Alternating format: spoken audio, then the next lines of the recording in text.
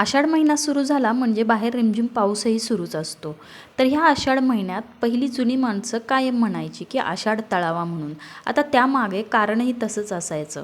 नुकताच उन्हाळा संपून गेलेला असतो आणि पावसाळ्याला सुरुवात झालेली असते. हवेत थोडासा गारवा असतो, त्यामुळं ते म्हणायचे की आषाढ तळावा. आणि ह्या आषाढ महिन्यात आवर्जून केला जाणारा आषाढ तळणीचा पदार्थ म्हणजे ह्या गव्हाच्या पिठाच्या कापण्या. हा जुना आणि पारंपरिक पदार्थ आहे.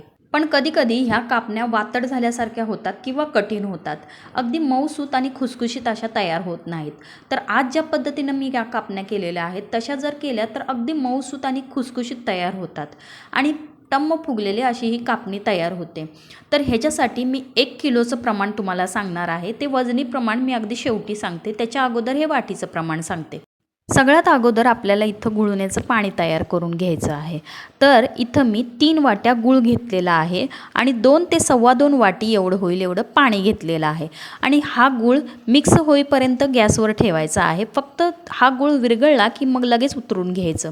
आता कुठल्या वाटीनं मी सगळं साहित्य मोजून घेतलेलं आहे तर ह्या वाटीनं मी सगळं साहित्य ह्याच्यात मोजून घेतलेलं आहे. आता इथं मी 6 वाट्या गव्हाचं पीठ घेतलेलं आहे आणि 2 वाटी बेसनचं पीठ घेतलेलं आहे आणि त्याच्यात चिमूटभर मीठ घातलेलं आहे. हे सगळं मिक्स करून घ्यायचं आणि नंतर बडीशेप घालायची. ही बडीशेपची पावडर करून मी घेतलेली आहे. ही 1.5 चमचा घेतलेली आहे, ती त्यात टाकायची आणि नंतर 2 चमचे सुंठ पावडर घ्यायची आहे, तीही त्यात टाकायची आणि हे सगळं मिक्स करून घ्यायचं. आता ह्याच्यात घालण्यासाठी आपल्याला कडलेलं तेल हवं असतं. तर एका पातेल्यात मी गॅसवर 7 चमचे एवढं तेल कडवायला ठेवलेलं आहे. हे तेल कडलं की नंतर ह्या पिठावर हे तेल घालायचं आहे. हे तेल कडलेलं असल्यामुळे सुरुवातीला थोडासा चटका बसतो, त्यामुळे अशा चमच्याच्या सहाय्याने हे सगळं तेल त्या पिठात मिक्स करून घ्यायचं. आता हे थोडंसं मिक्स झाल्यानंतर थोडंसं थंड होतं आणि नंतर हाताच्या सहाय्याने हे सगळं तेल त्या पिठाला चोळून घ्यायचं. आता ह्या पिठाला सगळं तेल चोळून घेतल्यामुळे कापण्या ह्या खुसखुशीत होतात, अगदी कडक होत नाहीत. तर असं दोन्ही हाताच्या सहाय्याने हे सगळं पीठ मिक्स करून घ्यायचं, म्हणजे मग कापण्या ह्या खुसखुशीत तयार होतात. आता ह्याच्यात आपण घालण्यासाठी जे गुळण्याचं पाणी केलेलं होतं ते पूर्णपणे थंड झाल्यानंतर मगच ह्या पिठात हे पाणी घालायचं. आता थोडं थोडं पाणी ह्यात पिठात घालून घट्ट अशी कणिक मळून घ्यायची आणि नंतर त्याचे असे गोळे करून घ्यायचे. तर इथं मी 7 गोळे तयार करून घेतलेले आहेत.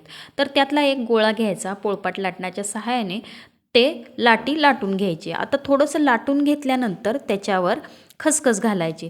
तर एका बाजूने खसखस लावायची आणि थोडंसं लाटून घ्यायचं, म्हणजे मग खसखस ही आतमध्ये रुतली जाते आणि ज्या वेळेला ह्या कापण्या तळल्या जातात त्यावेळेला ती सुटत नाही. आता दुसऱ्या बाजूनेही अशीच खसखस लावून ती लाटी पूर्ण लाटून घ्यायची. तर ह्या जाळीच्या आकारात मी ह्या कापण्या लाटलेल्या आहेत. तर आपल्याला हव्या त्या आकारात कापण्या कापून घ्यायच्या. अगदी जाडही करायच्या नाहीत किंवा अगदी पातळ केल्या तर त्या अगदी कठीण होतात. तर असा कापण्यांचा आकार देऊन ह्या कापण्या कापून घ्यायच्या आहेत. तर इथं मी ह्या आकारात ह्या सगळ्या कापण्या करून घेतलेल्या आहेत.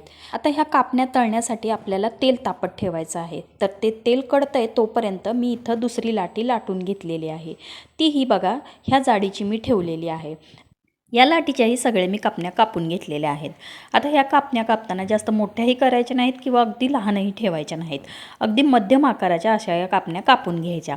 आता ह्याच प्रकारे मी सगळ्या कापण्या इथं कापून घेतलेल्या आहेत आणि इथं बघू शकताय मी असा आकार त्याचा ठेवलेला आहे. अगदी दिसतानाही किती सुंदर दिसत आहेत बघा, अगदी छान दिसत आहेत ह्या. आता ह्या कापण्या तळण्यासाठी आपण जे मगाशी तेल ठेवलेलं होतं ते तेलही चांगलं आता तापलेलं आहे. तर ह्यात आपण एक एक करत कापण्या सोडून द्यायच्या आहेत. आता ह्या कापण्या सोडताना समजा जर एकामेकाला जर कापणी चिटकलेली असेल आणि ती जर ह्या तेलात सोडली तरीही त्या तेलात नंतर मग ह्या कापण्या वेगळ्या वेगळ्या होतात किंवा सुटल्या जातात ह्या कापण्या. तर ह्या कापण्या सोडल्यानंतर आपण गॅस हा मध्यम ठेवायचा आहे. अगदी कमीही करायचं नाही किंवा फुलही ठेवायचं नाही. तर इथं तुम्ही बघू शकता एक एक कापणी अशी टमटमीत फुगायला लागलेली आहे. तेलात सोडलेल्या या कापण्या अलटीपलटी करून खमंग अशा चांगल्या तळून घ्यायच्या आहेत. आता ह्या कापण्या तळतात तोपर्यंत मी तुम्हाला ह्याचं वजनी प्रमाण सांगते.